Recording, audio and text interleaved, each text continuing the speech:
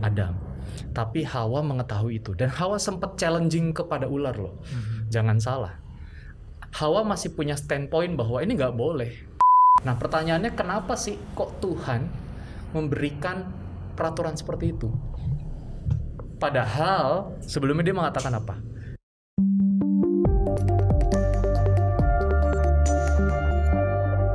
Halo teman-teman, ini podcast Renungan Remaja. Di sini kita akan jawab pertanyaan yang teman-teman submit ke kami seputar Alkitab dan agama. Kalau ada pertanyaan yang ditanyain, boleh banget langsung ditulis di Google Form di bawah description. Oke, sebelum kita mulai kita perkenalan diri dulu kali ya. Aku Onel. Aku Yunika. Di sini Dan ada hari ini kita bersama Kak Yohanes lagi. Hello, welcome back. Oke. Yowis, mari kita mulai dengan pertanyaan. Udah kayak familiar sama pertanyaannya nih. Pertanyaan dariku. Tapi ya sebelum kita masuk ke diskusi lebih dalam lagi, sebaiknya kita berdoa lah ya. Doa dipimpin oleh Yunika. Oke. Ayo. Oke. Tuhan, terima kasih karena Engkau telah mengumpulkan kami pada hari ini di sini. Berkati supaya podcast ini bisa memberikan pengetahuan lebih kepada teman-teman, dan tolong berkati kami sepanjang proses pembuatannya. Terima kasih Tuhan, amin. Amin. Oke. Duh, aku nervous banget sama ini nih. Oke, pertanyaannya adalah, Oke, aku bacain ya. Lengkap aja langsung nih. Wah. Mengapa Allah tidak memberikan kesempatan kedua bagi Adam dan Hawa ketika mereka memakan buah pengetahuan di Taman Eden? Bila diperkirakan ya, background check dikit. Asik. Kedewasaan Adam dan Hawa belum matang lah ya. Umurnya singkat, yang hanya terhitung harian di Alkitab secara spesifiknya gitu ya. Kemudian Allah juga tidak memberikan informasi apapun terkait adanya kejahatan yang dapat menjauhkan mereka dari Allah, ya kan. Lalu Allah pula sumber kasih di dunia, ya kan, ya. Terus kalau udah gitu, kenapa Allah tidak bisa memaafkan Adam dan Hawa, memberikan mereka kesempatan yang baru lah? Kan ya namanya kesalahan gitu kan, wajar gak sih? Tampaknya kayak tidak adil aja gitu bagi Adam dan Hawa. Jadi ya jadi kayak apa ya? Adam dan Hawa kan kesannya baru muncul gitu, jadi kayak baru berapa hari kayak itu. bayi yang di dalam tubuh dewasa, dan pasti mereka belum belajar banyak, dan Tuhan juga nggak ngasih tahu banyak gitu. Itu mereka kasih kesalahan, mereka berbuat kesalahan, Tuhan langsung udah keluar dari Taman Eden gitu kan. Oke. Kenapa gitu? Wah. Aduh, pertanyaan berat ya. Pertanyaannya berat ya. Pergumulanku Kan harusnya Tuhan itu ada nih. Tuhan yang memaafkan gitu ya. Onel aja sampai keringet dingin loh membacakan Aku pertanyaan keringetan daripada sebelumnya. Oke, thank you. Pertanyaannya menarik sekali. Ini bicara soal pertama soal Adam dan Hawa sebagai manusia pertama yang diciptakan Tuhan. Bicara juga soal teologi penciptaan, sekaligus juga bicara soal kejatuhan manusia dalam dosa dan bagaimana posisi Tuhan ya dalam perbuatan yang dilakukan oleh Adam dan Hawa. Pertama-tama saya mau masuk kepada pemahaman tentang Adam dan Hawa itu emang usianya berapa sih gitu ya. Itu memang tidak secara letterlek tertulis dalam Alkitab. Tidak tersurat ya. Ya, tidak tersurat di dalam Alkitab itu ada.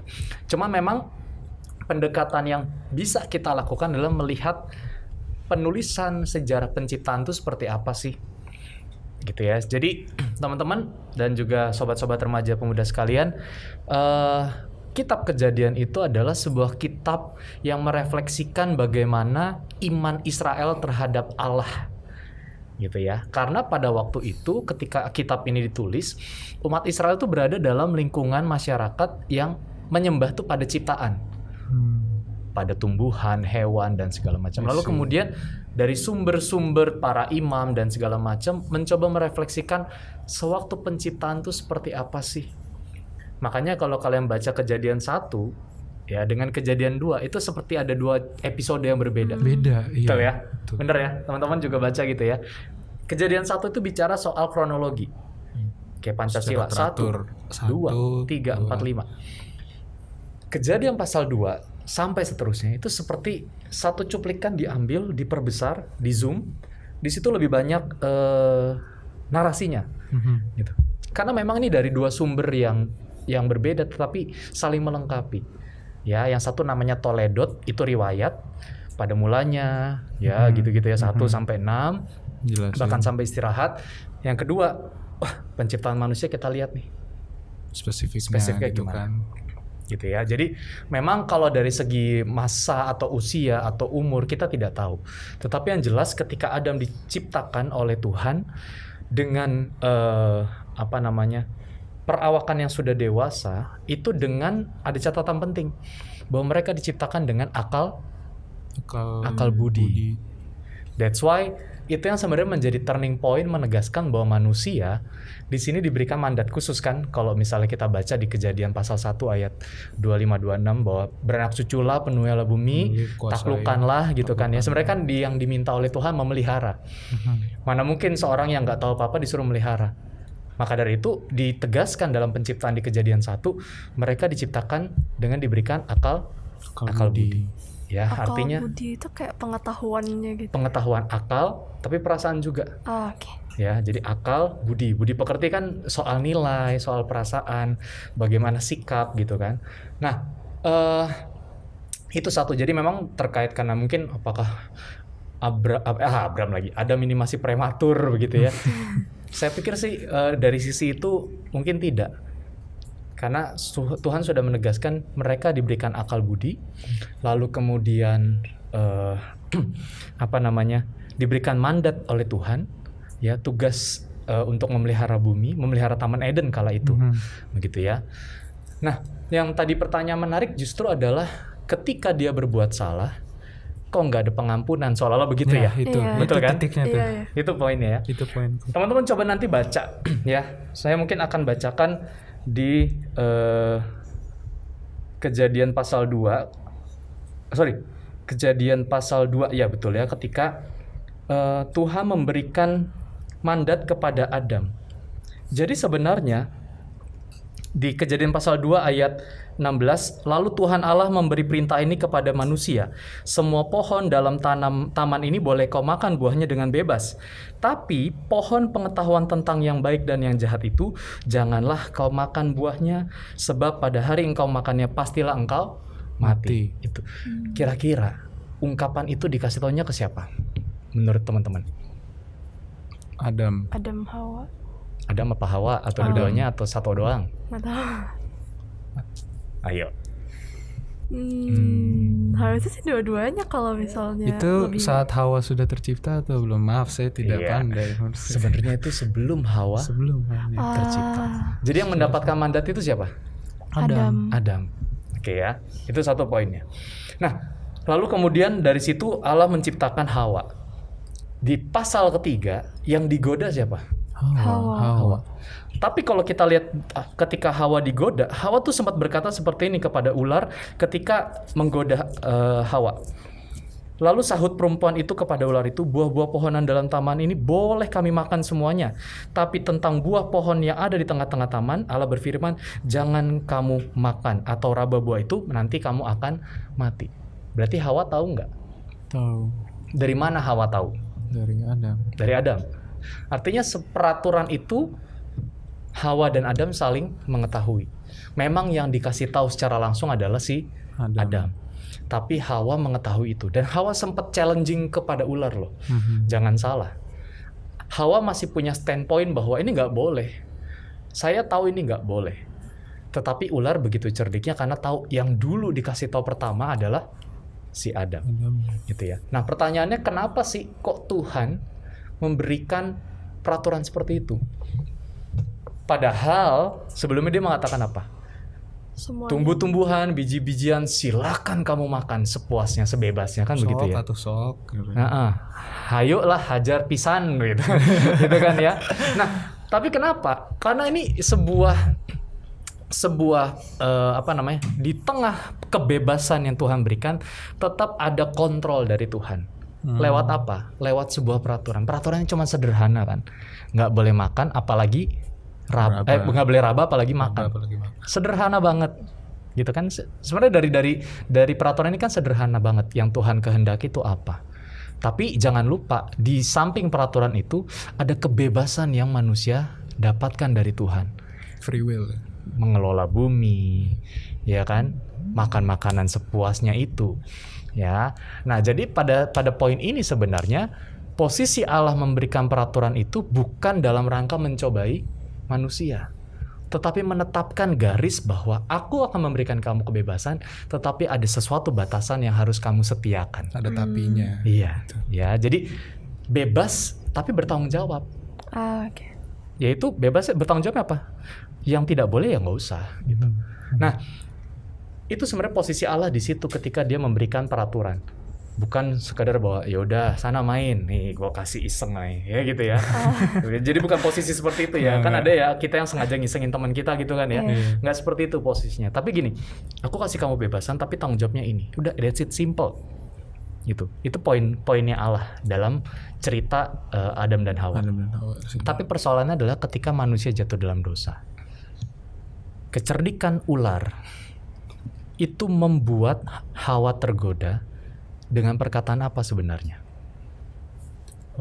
Kalau makan buah ini bakal jadi seperti Allah. Nah, sementara yang Hawa tahu, ketika kamu makan buah ini kamu akan mati. Beda nggak? Beda. Ya kan? Ketika yang ditawarinnya adalah kematian, orang takut coy. Tapi ketika yang ditawarinnya kamu punya kekuasaan, punya kemampuan seperti Allah, siapa sih yang nggak tergoda?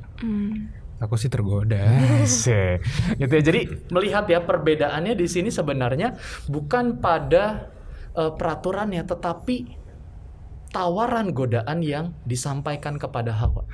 Hawa juga merasa bahwa kayaknya nggak gini nih, tapi kok ini menarik ya. Gitu. Nah, menariknya lagi, ketika Hawa mau makan, ya mengambil itu dalam bentuk kesadaran atau dia lagi nggak sadar? Sadar dia. Apa yang dikatakan di situ?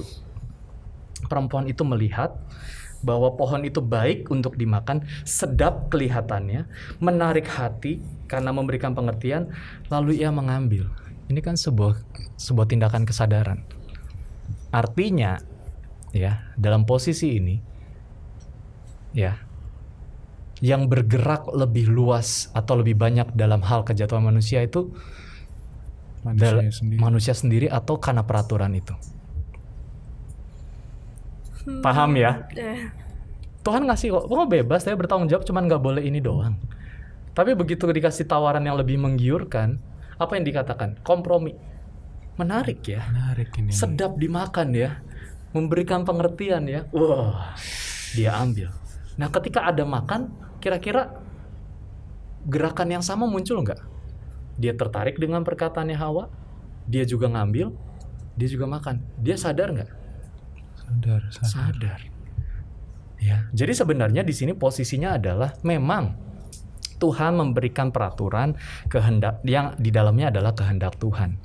Tetapi ternyata yang bermain lebih banyak di situ adalah keinginan manusia akibat termakan godaan itu. Di sinilah kemudian terjadi dosa. Ya, keterpisahan antara yang sesuai dengan kehendak Allah dengan yang tidak sesuai dengan kehendak Allah. Nah, pertanyaannya, lalu kok langsung main diusir gitu aja? Betul nggak sih? Tuhan, bikin ini dulu dong, apa sih? Konferensi dulu dong, atau bikin klarifikasi dulu dong, ya kan? Klarifikasi. Ya kan? Betul nggak? Udah, Tuhan sudah melakukan klarifikasi itu terhadap Adam dan Hawa. Udah dari awal dikatakan gitu kan. Ya, tapi disinilah sebenarnya Allah melihat bahwa ternyata apa yang dilakukan manusia itu menjadi sebuah kecenderungan akibat kebebasan yang dipergunakan secara tidak bertanggung jawab. Sehingga kecenderungan untuk tergoda dalam dosa itu akan terus-menerus ada. Terus terjadi lagi dan lagi. Ya, kalau kamu perhatikan dan teman-teman perhatikan ya, yang dikatakan Allah bahwa kamu akan mati. Mati di sini yang dimaksud apa sih? Tentunya bukan mati secara fisik, karena kita ada gitu kan. Masih ada, Adam diberi kesempatan di luar itu. Cuma ya kekudusannya mungkin. Oke. Sebenarnya kata matinya itu adalah dari kata bahasa Ibrani mut. Bukan mut ya. Mut ya, tulisannya sama kayak bahasa Inggris mulut gitu. Tapi itu lebih kepada hukuman. Ya, matinya tuh mati hukuman.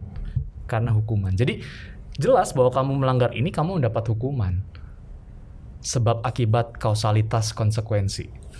Gitu ya. Jadi yang Allah lakukan adalah kalau kamu makan itu ya kamu harus terima hukumannya. Terima hukumannya. Dan hukumannya apa? Diusir dari Taman Eden. Ah, Tapi sebelum diusir, ini ada janji-janji menarik dari Tuhan. Iya. Ya, ini yang jangan sampai ada. lupa. Bahwa seolah kok Allah nggak ngasih kesempatan kedua. Justru Allah ngasih kesempatan keduanya itu dengan cara apa? Dengan cara manusia belajar lebih banyak ketika dia memang menerima konsekuensi atas perbuatannya.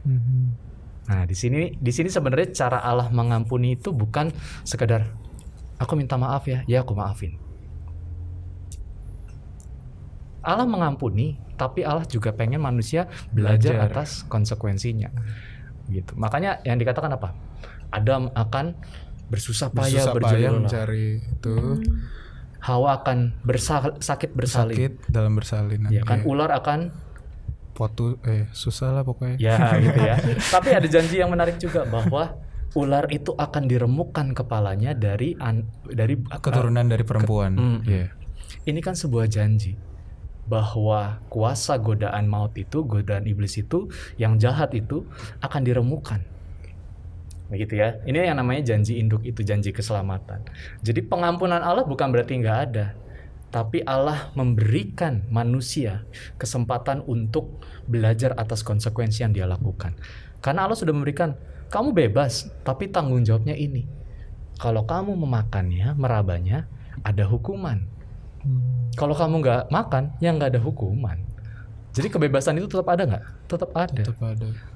Ya, jadi di situ sih sebenarnya menurut saya posisi di mana bagaimana Allah dalam cerita Adam dan Hawa, tapi sekaligus posisi manusia dalam ceritanya ketika kejatuhan manusia dalam dosa itu sendiri. Gitu ya. Jadi apakah pengampunan Allah nggak ada? Ada. Jawabannya ada. Gitu ya. Tetapi dengan bentuk yang pelajaran. lain. Ya. Jadi bayangkan aja, kayak kamu tuh udah dapat privilege khusus. Ya, privilege khusus. Lalu tuh kemudian kamu menyelewengkan atau menyalahgunakan privilege itu. Kamu harus terima konsekuensinya, entah misalnya jabatanmu diturunkan, ditarik, ya, uang jajannya nggak dikasih, kan begitu ya. Itu konsekuensi.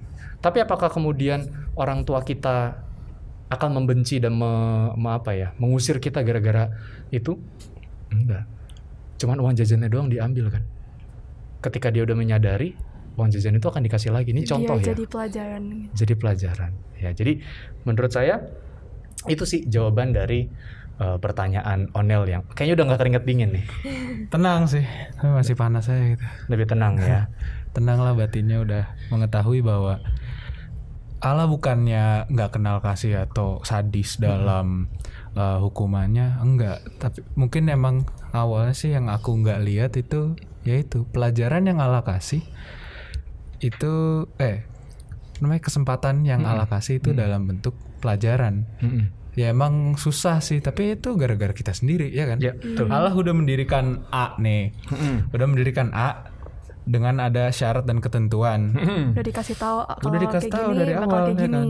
Tapi kita syarat ketentuannya kita skip gitu. Kita maunya yang bebas aja. Ya itu salah kita, salah Adam dan Hawa pada awalnya. Dengan kesadaran mereka sendiri, mereka melakukannya. Jadi ya. Jadi bukan seolah-olah kayak, wah Adam Hawa salah, Allah diem aja gitu ya. Iya. Bukan salah kan? Karena memang bukan gitu standpointnya Allah. Gitu. Kalau standpointnya Allah kayak gitu ya kita berarti mengimani Allah yang sengaja menghadirkan kejahatan, sengaja menghadirkan godaan gitu kan? Malah bijaknya Allah melihat bahwa ada kecenderungannya itu kan. Allah melihat lah, berarti manusia kemungkinan bakal gini lagi nih. Kalau gue kasih kesempatan yang sama, gue yakin bakal terulang gitu kan. Ya nggak kayak gitu sih ngomongnya, cuma ya pasti Allah udah berencana yang terbaik dan ya itu yang Allah lakukan. Karena kecenderungan ketika manusia tergoda atas keinginannya sendiri, itu yang kemudian menurut saya itu yang justru terus-menerus diturunkan. Bakal keturunan gitu. Jadi maka dari itu lewat pembelajaran, lewat perjuangan hidup yang harus dirasakan oleh Adam Hawa, disitulah Allah ingin mengajarkan bahwa ternyata apa yang kita lakukan ada konsekuensinya. Dimaafkan iya, tapi konsekuensi dari perbuatan itu harus terus kita pertanggungjawabkan. Pelajaran tanggung jawab ya, untuk tindakan kita sendiri. Dan menurut saya itu adil. Keadilan Allah tuh di situ. Ya, bukan berarti kemudian Allah adilnya gini. Kalau kamu salah, minta maaf, selesai. Tapi perbuatan salahmu ternyata melukai orang lain. Ayo, tanggung jawabmu di mana? Menurut saya nggak adil buat korban itu. Minta kan maaf gitu nggak cukup. Minta maaf Harus nggak ada konsekuensi. Iya, sama kayak perkara hukum kan sebenarnya. Iya. Gitu. Jadi disitulah menurut saya tadi pertanyaannya kan ada tampaknya nggak adil. Tapi justru disitulah keadilan Allah melihat manusia itu bukan cuma sekedar di Taman Eden, tetapi keseluruhannya, masa depannya. Dan ditekankan kalau manusia punya akal budi ya. Iya. Meski nggak harus spesifik banget atau gimana, tapi manusia yang diciptakan itu berakal budi. Ya. Berarti mereka memiliki kesadaran apa yang mereka lakukan, Betul. mereka memiliki kedewasaannya. Iya. Meski nggak dijelaskan secara luas, tapi ada penekanannya ya. Ya. Oke. Begitu guys jawabannya. Akhirnya aku bisa tidur dengan tenang. Aduh. Gitulah. Ya wis, kalau begitu kita tutup dalam doa. Mari kita berdoa. Tuhan, terima kasih Tuhan atas kelancaran podcast pada hari ini. Terima kasih atas jawaban yang telah disampaikan oleh Kak Yohanes.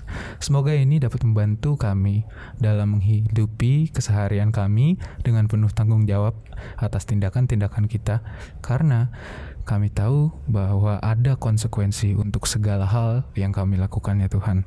Semoga kami dapat terus berkembang menjadi individu yang bertanggung jawab dan peduli ya Tuhan. Dan semoga kami tidak akan lagi menyimpang terus dari jalan-Mu ya Tuhan. Dalam nama Tuhan Yesus kami berdoa, amin. Amin. Oke. Sekian podcast episode ini. Terima kasih Kak Yohanes.